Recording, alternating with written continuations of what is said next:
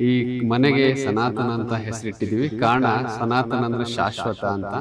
ನಮ್ಮ ಜೀವನದಲ್ಲಿ ಇದೊಂದು ಕನಸಾಗಿತ್ತು. ನಮ್ಮ ನಮ್ಮ ಕನಸು ಶಾಶ್ವತವಾಗಿರ್ಲಿ ಅಂತ ಹೇಳಿ ಸನಾತನ ಅಂತ ಸನಾತನ ಅಂತ ಹೆಸರಿಟ್ಟಿದ್ವಿ. ಹೇಳಿ ಹೆಸರಿಟ್ಟಿದ್ದೀವಿ.